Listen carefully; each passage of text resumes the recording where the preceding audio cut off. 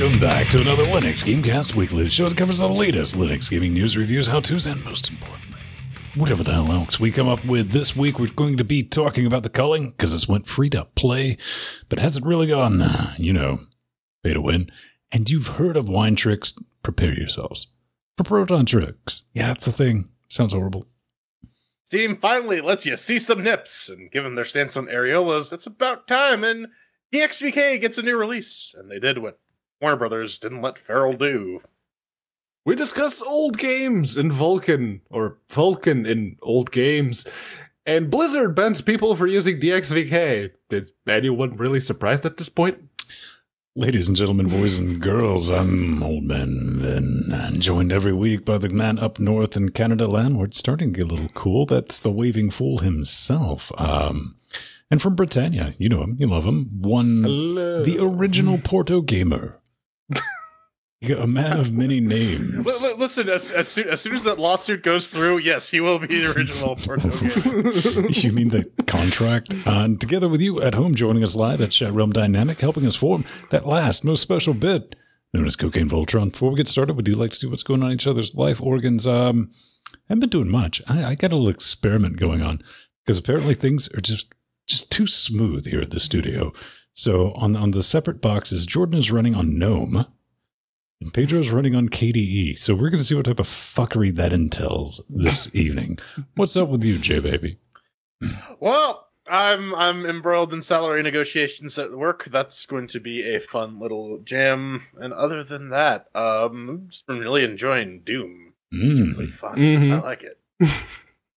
And over here, well, looks like I'm getting promoted again. Apparently people like what I do. What is it that you do? Sit on their faces? I help people deal with Windows crap at work. So, yeah, apparently I do it well enough. And, Dave and Nathan are also getting brought into HE proper. And with them, since I've been doing basically the same job that they have, I'm getting a little bit of a band bump. So, that's neat. But they make a cream for that, so don't worry about it. You know what they don't make cream for, though, is the horse, who is afflicted with very, very awful affliction. Okay. Anime titties. It's the Steam! Yes. Linux. Update. Oh man, yeah. Look at this fucking gaggle of attractive young hentais or whatever they are. So, there's been a lot of controversy, maybe, so around the posting of mature content games on Steam, specifically regarding nudity, because as we've seen in the game we're going to review today, you can literally just saw a man in half and you're fine, but if you show a nipple in the process, it's no good. But there is a game, it's going to be called Negligee Love Stories, that is fully, there's going to be nudity in it, it's going to be enabled, or it's going to be available through Steam. And it kind of, I don't know, given all of the controversy around it, I'm just reminded of a wise man that once said, if we can kill our enemies, we can't jack them off. How are we better than them?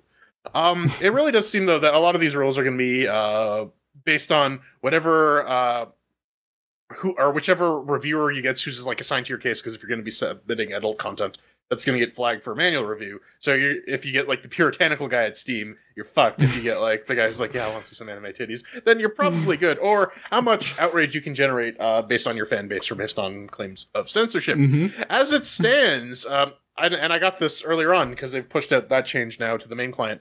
If you go to the store page, it's gonna be like, do you want to see anime titties? So now you're gonna have to enable that. You're gonna have to whitelist it if you're going to be able to see any of that stuff. But if you want to jack off on Steam, I don't know what you're doing. Do you also watch movies on Steam?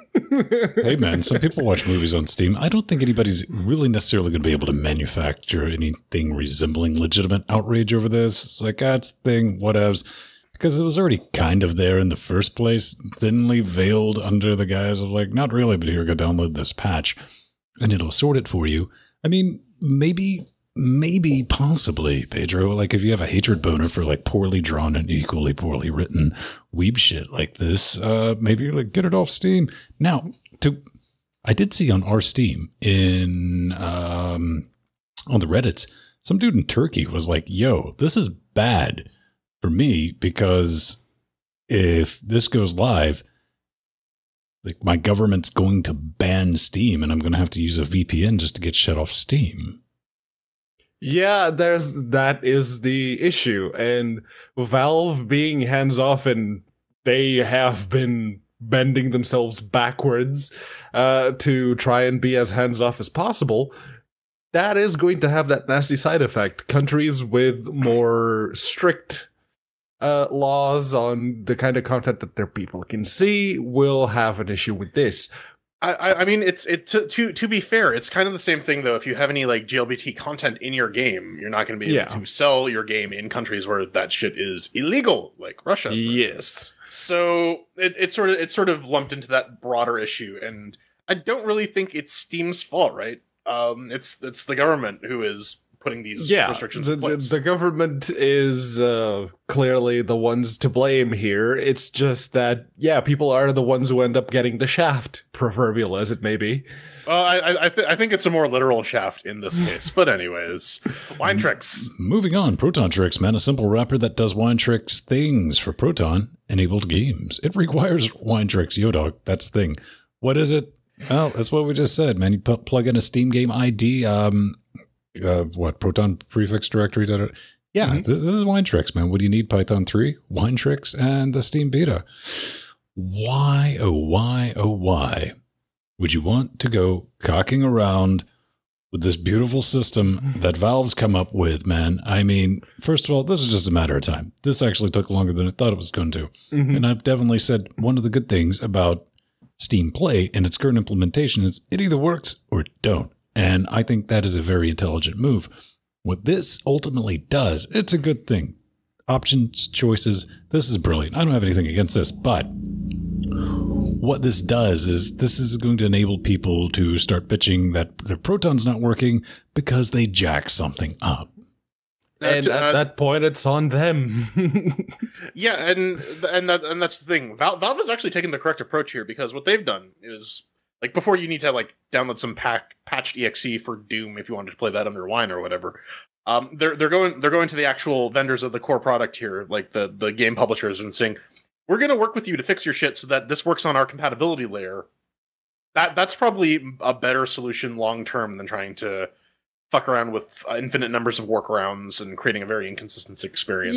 Based on your that's all very well and good, ideologically speaking, but when you have over 20,000 games on Steam and only like 4,000 of them are available on Linux, and all of a sudden you can access all of them through Proton, and there's only 27 or 17 in the original whitelist, people are going to try and make those other ones work. And that's at your risk. Buyer beware. Yes. Caveat emptor. We're not saying don't use Proton tricks. We're just saying the entire point of Proton is that it's supposed to be a curated set of patches. They're supposed to be working with the game publishers to fix issues upstream. Fucking around with things will result in unpredictable results. Your mileage. But if you are going to fuck around with the Proton prefixes, this saves you from futzing around with environment variables. And if you have that one game that it's not a complete nope, it's just that some things are kind of weird, you can probably just install that one thing that game needs, and all of a sudden you're in business. Like Final Fantasy VIII, for example. If you try to run that through Proton, you don't get any background music. But if you just change one library to native built-in or just native in the Wine CFG, all of a sudden, boom, sound works. Listen, if you actually want to play Final Fantasy VIII, you have much larger problems, and I cannot help you. Well, sir. This is definitely a thing, and you got to imagine that Valve's got its whitelist and it's there. So if you send in a bug report or something that's not on the whitelist, it's like, you know what, eat a bag of dicks. Yep, Wild West mode. It's the Garden Hose challenge. Pedro, you did a thing. Yep. Yes, I did a thing, and it's still plugged in, so I can't show it right now, but you can see it on screen. It's the Steam Box 360. There's finally some pretty bar graphs and all the pictures. So you can have a look at that, and, well, if you have an issue with the fact that the 2400G is absolutely trouncing the i5 7300 HQ, let me know. The one weird thing, and I've already mentioned this during the live shows before, but when it comes to the Talos principle, Vulkan has an average of 60 FERPs, while in OpenGL you get like 74. What the hell's going on with the RADV driver there, Fedora? What are you guys doing? That was Good the one stuff, weird apparently. thing. I don't know, man. I mean, I'm kind of impressed. You took a, what is it, mini ITX? Yep, Mini ITX, the AS Rock Fatality Gaming ITX thing. We need all the digits, and we need to know exactly to the serial number what type of memory you put in. This is how you can always, this is 100% how you can always tell what type of, is somebody building their first computer or anything like that, because you have everything detailed to the last fucking bit, and I love it. I think it's awesome. But what you effectively pulled off by shoving this in an Xbox 360 case is you've made the Tudurkin of Steam boxes. I think he actually needs to stuff it into a turkey next and see if it's still No, he needs to take this and put it inside of a Betamax player. Yeah, It'll probably fit, yeah. and then stuff like an S Classic inside just for good. But Why not? Just get the duct tape out, tape them onto the sides. It'll be brilliant. It'll be awesome. Yeah. Fusion. Ha. Turok. Indeed. New games. All right.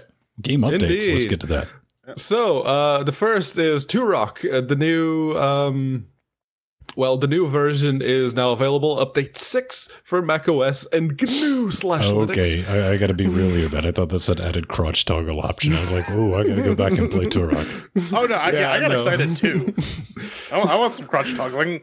But yeah, this is version 1.5.9 for Turok 2, and yeah, it's got they fixed the motion blur in the DirectX 11 for whatever reason. And they also had some local and online multiplayer fixes, and of course the crotch toggle, as well as generic fixes and changes for the Xbox One updates. Have fun with that, empty.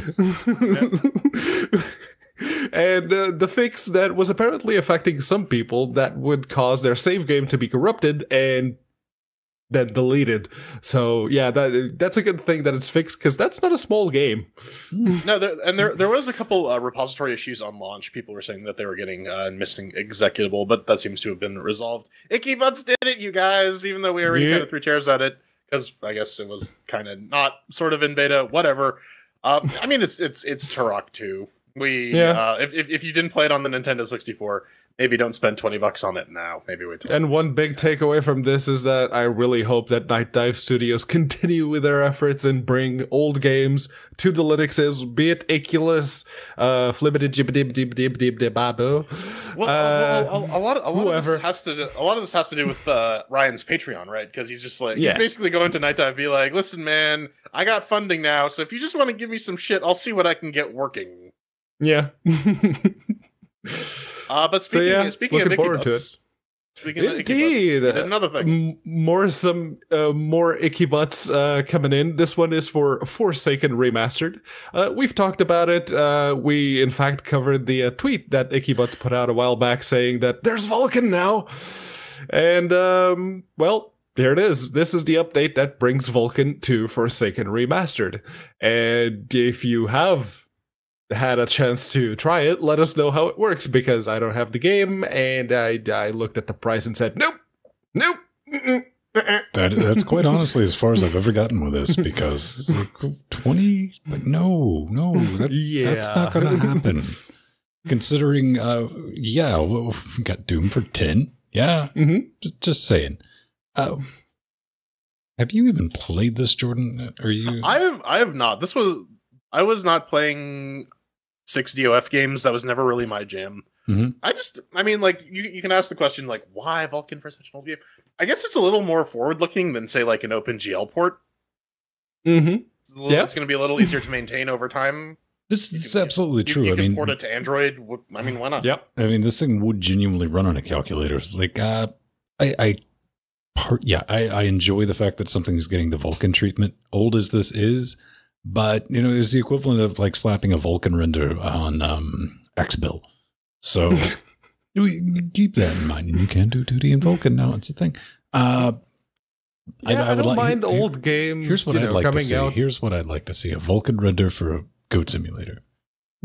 Yes. Yeah. I mean, would that be more or less fucked up? Is the question. It might actually run over 60 frames a second on a modern hardware. That would be nice. Yeah, that'd be brilliant.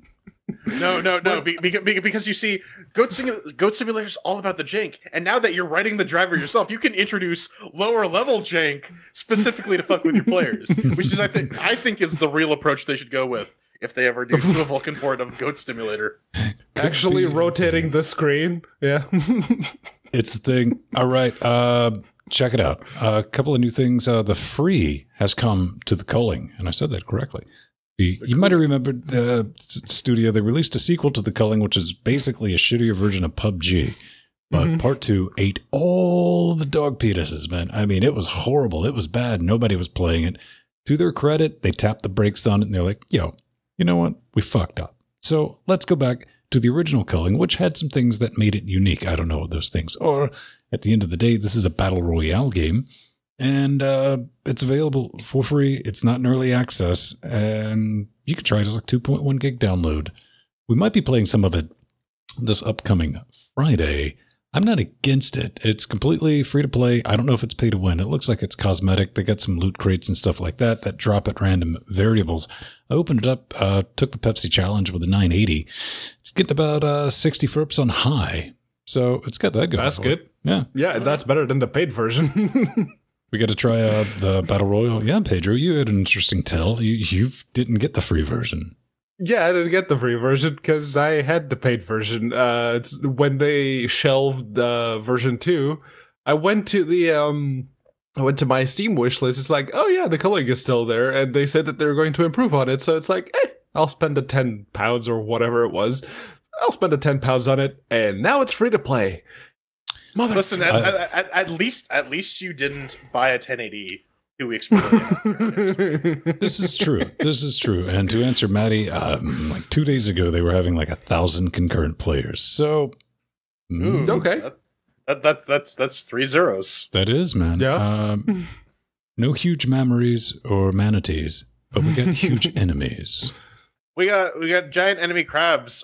This is. I was actually. It took me a second because they say it's pixel art, but upon looking at the trailer, you'd struggle to maybe call it that. This is a huge enemy world breakers. It has a demo. You can try it out. It's a little expensive at $30.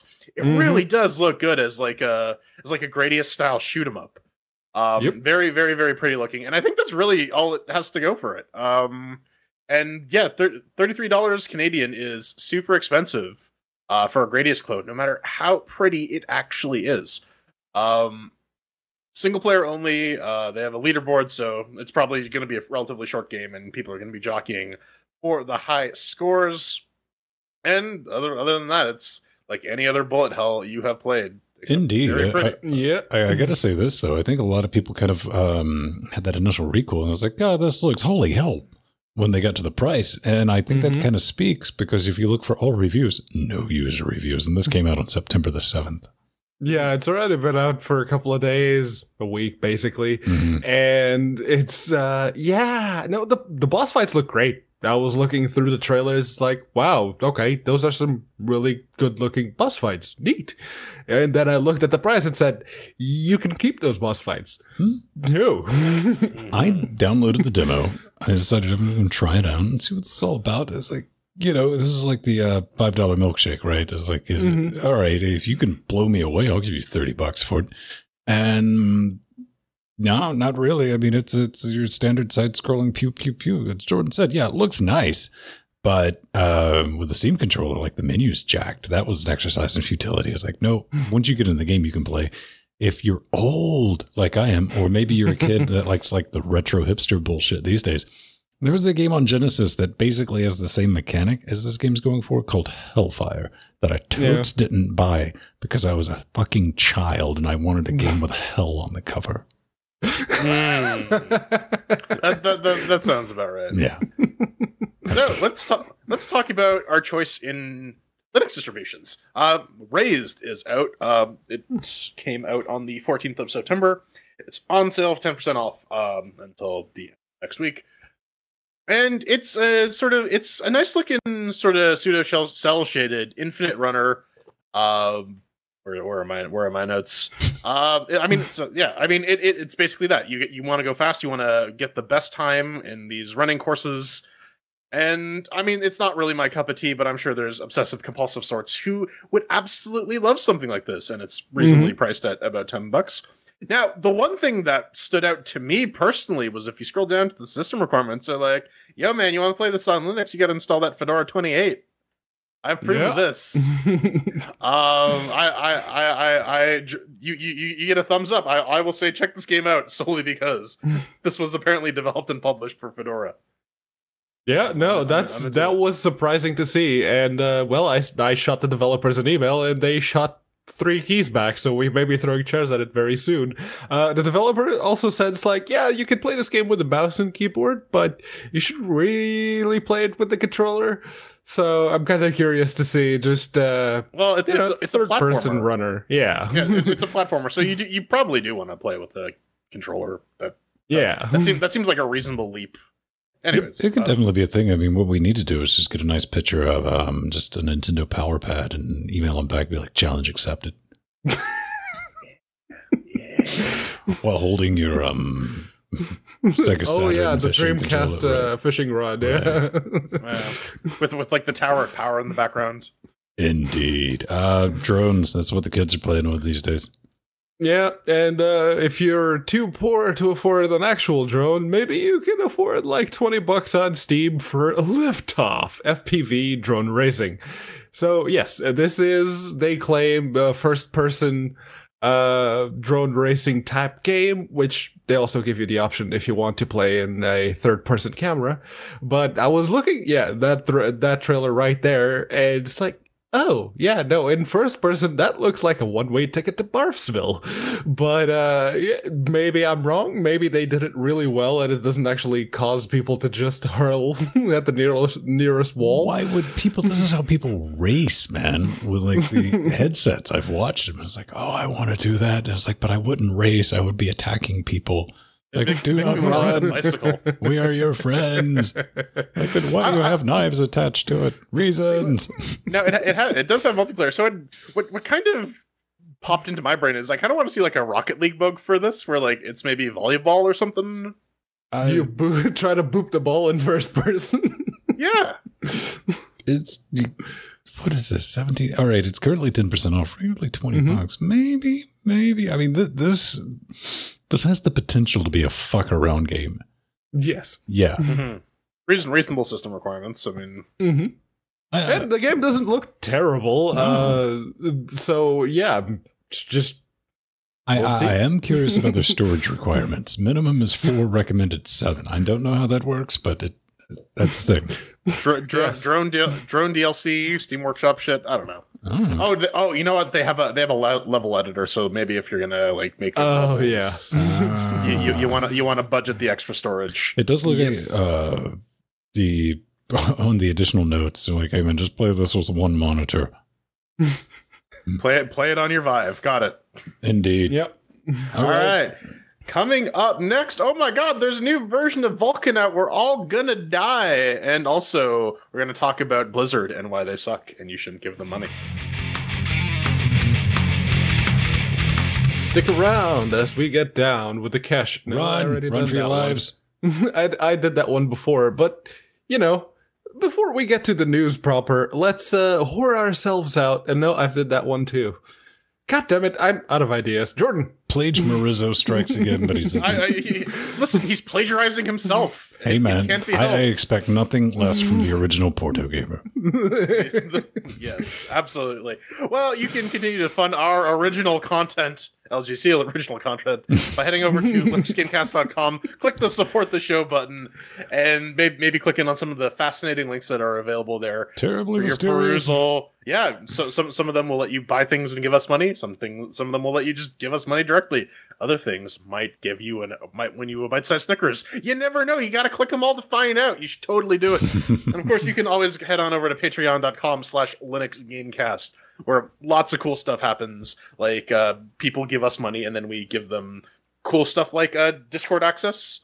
show note access, having Access. access. This is our salesman. This is our marketing team right here, ladies and gentlemen. This is why we need your support because we fail at this shit. So that we can hire someone to do this for me, so that I don't have to do it and make an ass of myself. But maybe you enjoy that, and you should give us more money on Patreon to allow me to.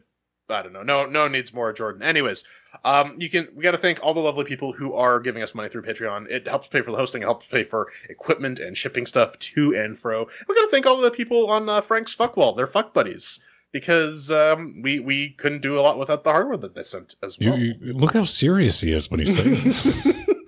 And he was talking without moving his lips too. That was impressive. I know. All right. Thanks, everyone. It's my ability to throw my voice. Anyways, time to talk about Vulkan.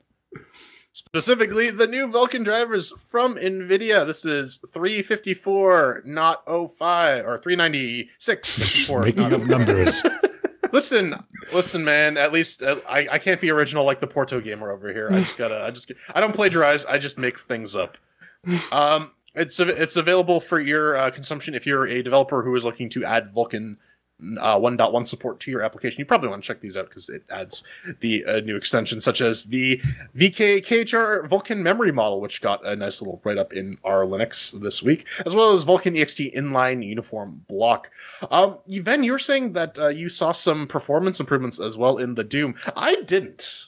Then again, you're running it on a fucking 1080 Ti, sweetheart.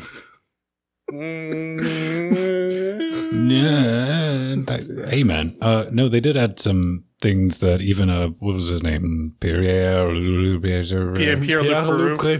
he's like, yo, go check this out, man. This is the reason I went and checked it out. He's like, hey, this is going to give you some performance gains if you're using DXVK, which we did this week. Spoilers. Yes.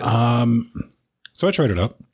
And it works. Little PSA, if you're on Debian, you use the PPAs. There's PPA for it. All this business in our show notes. Get a link for that. You can probably find it yourself if you look clever. But yeah, 396-5405, the beta driver, contains quote-unquote significant performance improvements for GPU-bound scenarios. And I did see, it's negligible. This isn't going to take it from unplayable to playable, but, somewhere between 5 and 10 FERPs you're going to be getting. So maybe something to keep in mind. Yeah. Just a point of contention. There's no DXVK in the Dooms. That's all native Vulkan. No. Yeah. I shouldn't have it in there. But yeah, they did improve Vulkan performance a little bit, and they added those 2 new extensions. But yeah, it seems that a lot of people were saying that they're getting slightly better performance in Proton titles with this version of the driver, so it may be something worth looking at. Indeed.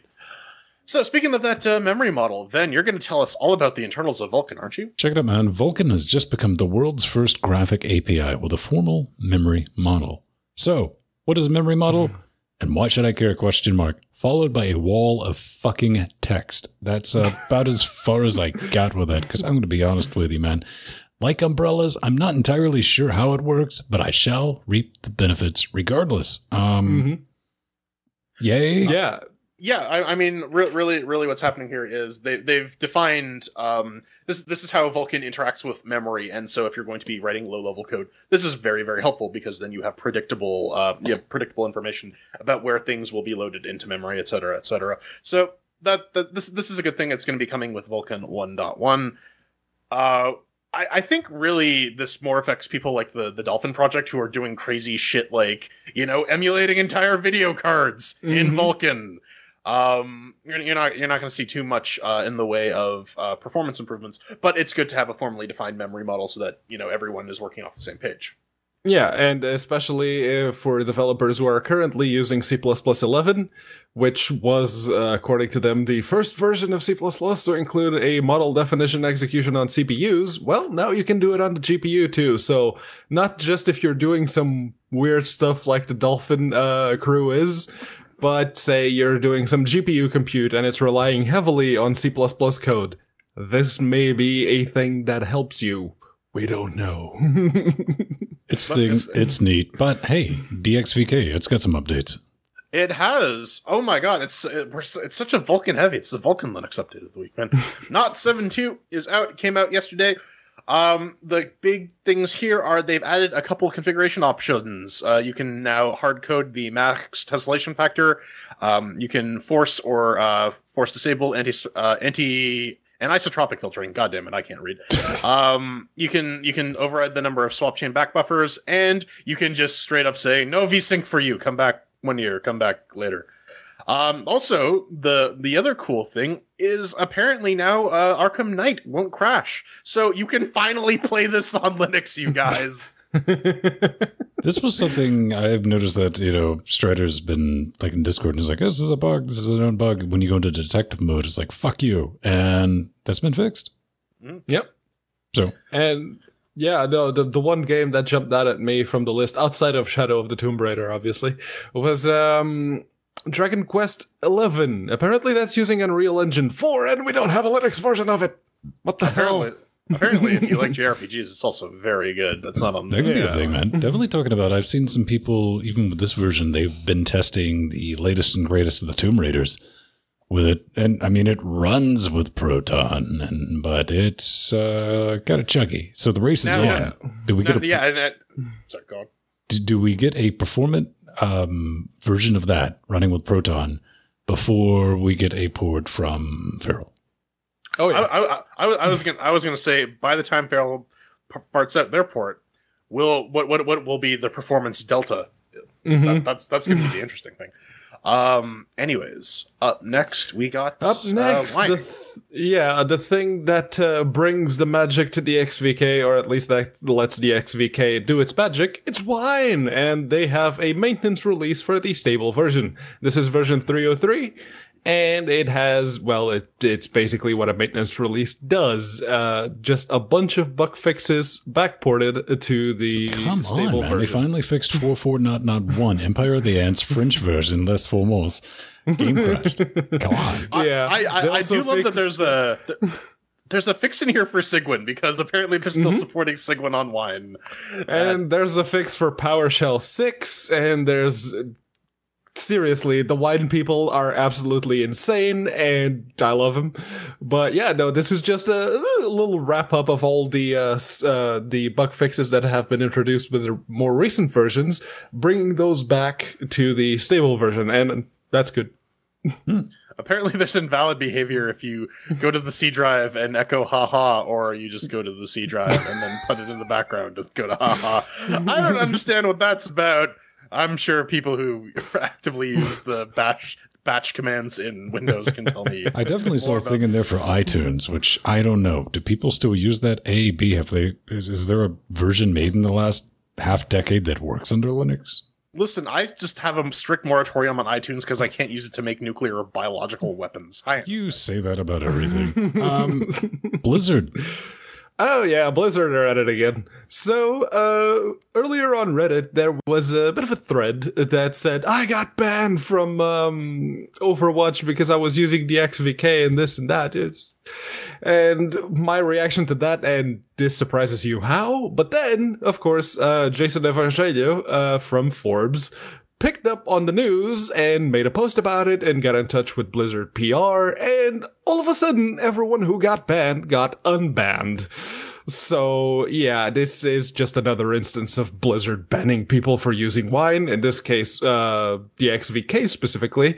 The one thing that really bothered me was the community on that Reddit thread just basically saying, oh, they realize this now, so we're good, I'm gonna go back to playing. So, how loosely are those pants around your waist that you're just willing to drop them the moment that they undo something that they clearly did on purpose for the second fucking time? Like right there at the beginning when you were leading into that, if we could put a beat behind it, it sounds like you were going to, just get into it. It's kind of brilliant.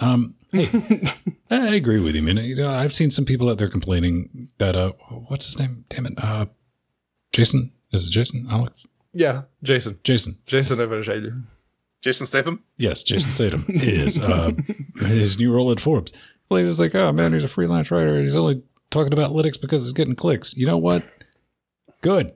That's good, because it gets shit out. And stick with me on this, because it's a means to an end. I mean, Blizzard genuinely gives negative fucks when people complain about bans on Reddit or Linux blogs or anything like that. There's like peace among worlds, bitches.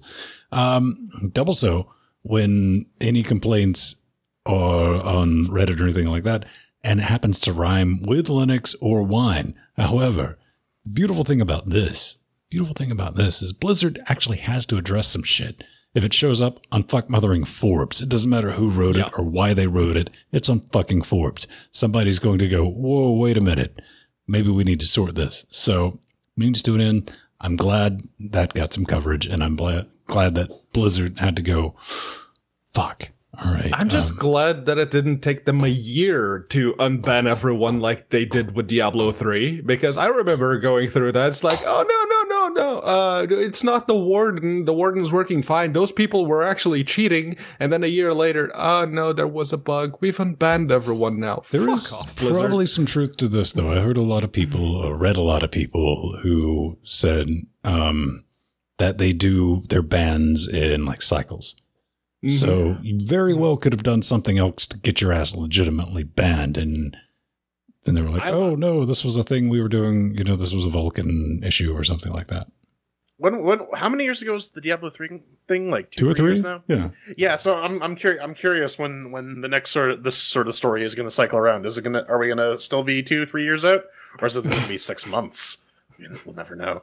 Well, Bobby Kotick has a hate boner for us. All right. And finally, I can't believe it's not Lutris. This is GameHub. This is... I mean, you look at the screenshots and you say, I can't believe this isn't Lutris. But they have... it's supposed to be a game manager, because if you have games from Uplay or Humble or GOG or Steam, it's annoying to have to go to a bunch of different apps in order to play them and sort of look at what can I play. So the GameHub has added Humble Trove support, so you can link your Humble account to these guys. You'll be able to download it, install them, and play whatever games you picked up for cheap. Because who actually is paying for Humble monthly? If you're actually paying for Humble monthly, send us some hate mail, please. Yeah, I mean, it's a handy little feature, I guess. Maybe Lutris is gonna steal this. Frenchie's gonna take a look and see what he can. It could be the thing, though. Isn't there like issues with like captchas and shit and logins anytime you're trying to do anything with GOG or Humble or anything like that? Although that would be easy enough to work around if it just spawns the login URL. And then it just opens that in a browser. You punch in the captcha, and it just grabs the token. It's like, nope, that's my login now. That's what Lutris needs, more captchas. Captchaberas. That's a show title. Someone banks just that, please. All right. Coming up next, we're dipping our feet into the Proton lands again. We're playing some Doom.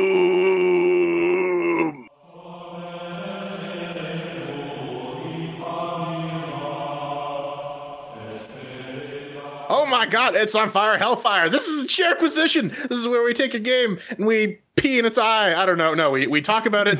We maybe perform a little bit of quality assurance. And then we tell you what we think of the game and whether you want to buy it or not. We rate it on we have 2 sections. We got the facts section, does it launch, performance, graphics, etc. And then we give it a pass fail on each of those categories of 1 chair, and then that tallies up to about 4. And then afterwards, we tell you what we liked about it. We give it, we give, yeah. And then we flip you off. So if we were to play a game this week, what would it be? Yeah, if we were, well, we're playing Doom 2016. So, well, I for whatever reason, I keep wanting to call it 2017. It's from id Software. It's built on the ID Tech 6 engine with the Protons, playable under Linux via that. You can pick it up. It was on sale for about $9, but you can get it normally for about 20 of your local currency. What is it? Doom returns as a brutally fun, challenging modern-day shooter experience. Relentless demons, impossibly destructive guns, and fast, fluid movement provide the foundation for an intense first-person combat, whether obliterating demon hordes through the depths of hell in the single player or competing against your friends in numerous multiplayer modes. We bought this, or Ven bought it for us. I didn't spend any money on it. So we don't have to do any mandatory disclosure. So let's kick this off. Ven, on Ubuntu, how'd Doom work? On the Ubuntu 1804, Doom 2016, that is a Ryzen 7 980 powered box of business, NVMEs, SSDs, and all that fun stuff. Didn't have any issues with it. Begrudgingly, I'm going to say this was a pleasant experience with Proton. We got to test this shit out because it's on the whitelist, you know? Plus, it was like, we all kind of wanted to play it. Here's where you're going to run into some fuck yous, though. Alt-tab with this. I dare you. I double dare you. You're going to have a bad time because you can exit the game, but you're not getting back in. I did have 2 spike crashes so far, but that's within 6 to 7 hours of play.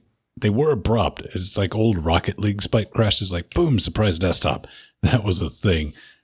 Can't ding it for anything. Going 7 hours. I mean, games are going to fucking nope with that, but I will ding it for the alt-tab issue because I think it's kind of across the board. Performance-wise, with that old crusty 980, just at 1080, man, this is like seriously hovering at 130. That's with everything on high, not ultra. Pretty awesome. Now, out of morbid curiosity, I did take the Pepsi challenge and cut it all the way up to 3840 by 2160. Some people know that as UHD. Some people incorrectly call it 4K. Whopping 45 average on that business. Not playable at all. It's graphics, man. Didn't have a single glitch. Kind of impressive. And with the moon magic going under the hood with the protons, kind of impressed with that. Controls, tight as fuck. WASD, gerbil, you know it. Point, click, boom. And I want to give it a little extra pat on the belly, pat on the head, wherever you want to go with that. Because every time you're playing something that is wine, you know, Proton with a different name, it always has the input funkiness. I never want to say it's off or like imperceptible weirdness. Didn't experience that with this. So, you know, can't give it a perfect clean bill of health because you're going to alt-tab out of shit. And if you do that with this, you're going to have a bad time. But I give it a solid 3. How's that Fedora, milady? Well, monsieur, yeah, the alt-tab thing is real on Fedora 28 64-bit. I'm running this on an i7 6700K with a GTX 1080 Ti, 32 gigs of RAM, and a big old NVMe drive for the fun storage times. Yeah, it definitely launches. The alt-tab thing is there, and I only had 1 spike crash after about 3 hours. It just kind of froze on me. I had to kill 9 it. But I mean, early like Sam Fusion 2017 and Talos had that issue. So I'm not gonna give it too much shit about that. Performance-wise, I immediately, after cutting on the Vulkan renderer, switched it to UHD, and it maintained throughout my entire gameplay solid 105 frames a second and did not dip. So I didn't even bother testing it at 1080 because I don't want it to look uglier. It runs so well. It's just so good. I don't want to play it at not UHD. Graphics-wise, I mean, yeah, it's Doom. Stuff shows up on the screen. Rip and tear, rip and tear. Control-wise, I WASD, Doom Guy moves, I mouse, Doom Guy looks, and I click, Doom Guy shoots. Seems pretty good. 3 cheers for me. What about Souls? Yes. And over here, well, on the first launch, it said it couldn't find the default .cfg file. So after reading the forums, they said that you would need to use the Steam runtime for it to actually find that file. How is that even a thing? I don't know, but it is. So I disabled the native runtime, went back to the Steam runtime, and all of a sudden the game throws a fatal error, loading unverified resource. So I verify the game files, and that's another 7.9 gigabyte download on top of the 59.5 it took originally. Then, of course, Steam kept failing to apply the changes, so I had to completely uninstall the game and let it re-download overnight. For a supposedly whitelisted game, this is a shit show. And wait, I'm going to tap the brakes right there. You're not playing it on the recommended platform. Yeah, you had the LSI shit. That's not stock. No. Valve gives you the option to disable the runtime and prefer native libraries, so I'm just saying. The performance, though, once the game was running with everything on Ultra minus motion blur, because fuck motion blur, it holds 120 to 200 FERPs at 1080. At 4K with the same settings, it hovers in between 90 and 130, so yeah, no, that's a pass on that.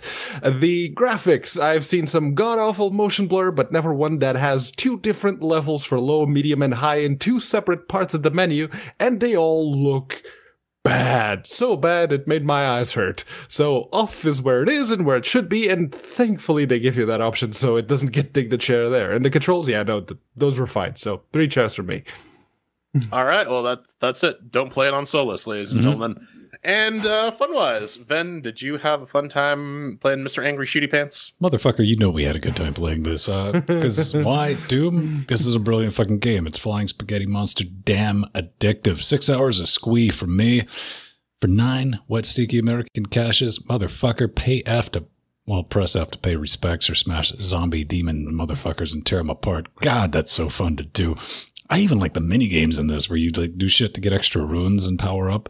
Yeah, it's got skill trees, and I don't completely hate it because it's fucking Doom, not some flashlight booga booga jump scare bullshit Doom 3.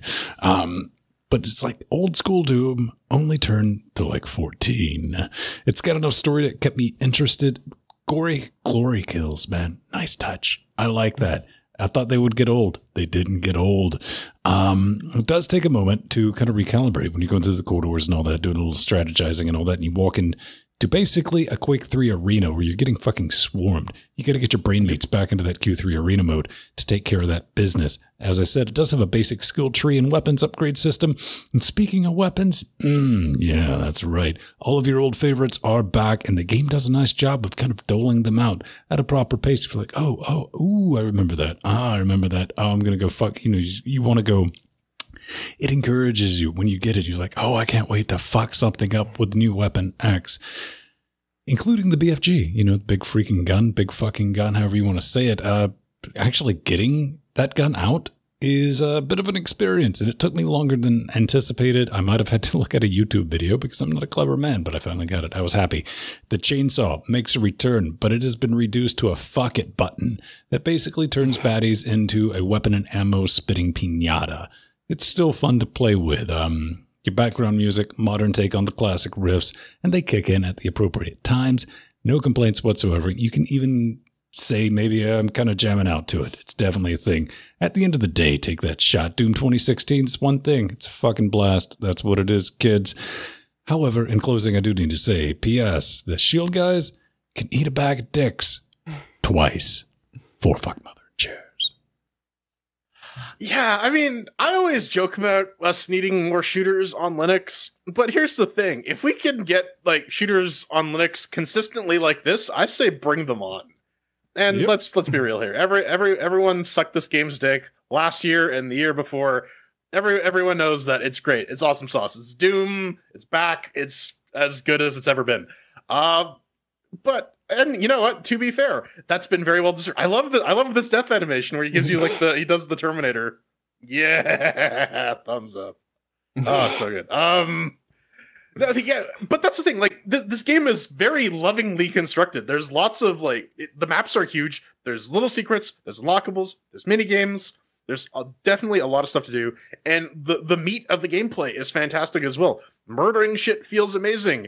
Punching things to death feels great, and doing your Fred Durst impression with the chainsaw also feels pretty good. The chainsaw is an interesting mechanic because depending on the enemy you're trying to kill with it, you need a different level of ammunition. Some of the bigger ones require you to have a full tank. Other ones will only get killed with just one of the little bars there. To Ven's point, I do actually really like how, number one, there are a number of different ways to get weapons. So you can skip over weapons and still get them later on. So it's not like you can fuck yourself over. And yeah, there's all sorts of fun ways you can sequence break things too. The parkour element in the game, I thought was really, really fun because you can eventually get the double jump and then you can just go all over the place and fuck around with levels and do them in whatever fucked up weird order you want. Where I ended up doing a thing on one of the levels where I did it in reverse, and so after every single fight, I'm like, oh, here's all the ammo and health I needed to actually go into this fight. But you know what? Whatever. I think it was in this map, or it was in this level or the one after that where I did that. Anyways, this game is just fun. I had a blast playing it. I think this is very well worthy to burn a Heretic purchase on. I'll give it 4 cheers. It's fun. I enjoyed it. Yeah, it's a real shame too, because it was published by Bethesda. But hey, after the shit show that was getting it to run and the absolutely horrendous shit stain that was Motion Blur, I was just about ready to give this game several new assholes for me to proceed to have sex with. But after 30 minutes of actually playing the game and just the uninterrupted shooting and maiming, I found myself sitting on the edge of my chair, face glued to the screen and grinning like a maniac. I wasn't a big fan of the downtime that you get in between all the shooting and maiming, but I guess that's there for pacing reasons, just so you enjoy those shooty bits that bit more. Although if I had to criticize the shooting itself, is that it feels kinda pointless when your mighty fist of spine bendiness seems to be the most effective weapon at your disposal, at least for the earlier chunks of the game. It reminded me of how effective the kick was in the original release of Dead Island and in Dark Messiah of Might and Magic. But I'll be damned. I'll be damned if you didn't make a goddamn fun game. I had a lot of fun with this game. It made me genuinely smile with glee at just tearing monsters' heads off and punching them till their spines break at a completely unnatural angle. I love it. I love it. 4 shares for me. Yeah, so I guess the moral of the story here is go buy this fucking game. It's great. Yeah, it's currently, what is it on Humble? Use our affiliate link. 10 bucks right now? $10. Definitely worth the buy. And it's got just final thoughts on this. A lot of nice touches. I mean, I discovered there's a classic Doom. I didn't discover it. I mean, I actually read somewhere that it was already a thing, like Doom 1 level inside of this. Because, they put a fucking lever like in a corner somewhere, and I was walking. But this is how Old Man Ben dies in meat space, because it's like, what does that do? We need to go find out. About that, I actually, it made me laugh. It's got enough of the story to keep me interested. At one point, I picked up a torso. And I'm like, okay, why do I need it to like added it to my inventory? I was like, why do I need a torso? Oh, all right, I got to stick the torso on the retina scanner. Got it. Understood. I dig you, game. I understand you. Hell's done very nice. And I guess maybe because we're all varying degrees of dead inside, I was looking around. I was like, I don't mind decorating. It's pretty good. I wouldn't mind like a room like this. That's pretty good theming. Yeah, I wouldn't mind having a room with like a glowing red ball that enables me to rip people in half with my bare hands. This seems like like something that I would be a fan of. Yeah, no, it's just it has put together a very, very solid, well done shooter, and that's really all I can say about it. It's one big negative is that it's being published by someone who absolutely loathes Linux, and they've deliberately gone out of their way to fuck Linux players over on more than one occasion.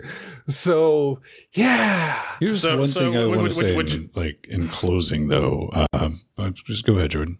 I was just going to say, is this the reach around then? This is the reach around. This is something you can feel perfectly safe if you're going to burn one of your 5 heretic purchases. This is safe to do it. If you like this type of game, if you like the original Doom, get this. This is what I was imagining this, at age 8 or 9 or whatever the fuck that came out. Like in the mind's eye playing it with, in DOS. This is like how the brain was like, oh my God, it was so amazing. It's that again, but you're actually doing it. But to the point is this is never getting a Linux port, and we probably will never see the source code for the engine, even in, a decade from now. So yeah, I feel comfortable in making that. And I'm going to say, if shit's like this makes me happy because this is a very good experience out of the box. I'm not happy about it. I don't like it. Personally, yeah, there's a huge part of my little reptile brain. It's like, man, I kind of wish this just ate all the shit and it was a horrible experience and I could go, no, never use Proton for anything. But that's not the case, man. Got to report the truth and what fucking happened. And this is what happened, man. You download and install and it's like, shit, just go play this thing. Indeed. All right. Well, coming up next, we discuss the finer points of Proton Heresy as well as, I don't know, crazy people.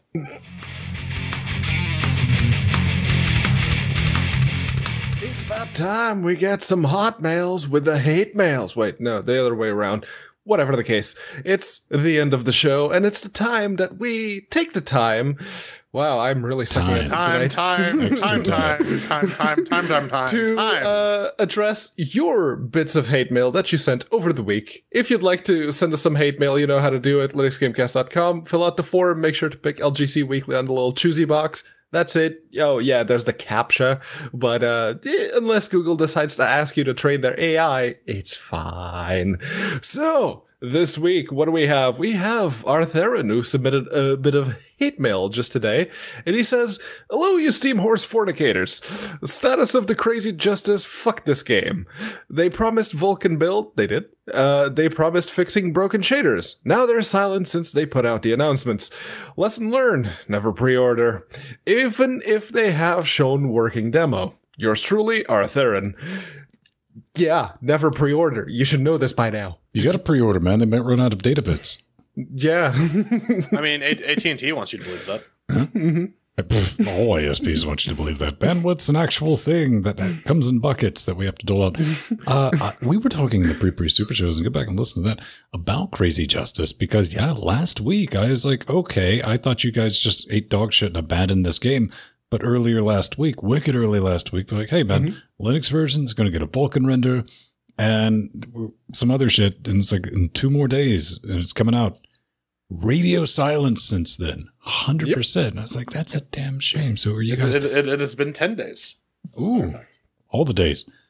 And even the people that have been, we all see them when a project starts eating shit hard in their Steam forums. There's always a person who's just going to defend it to the death. We even saw that with what was that first-person shooter that just died? Pedro?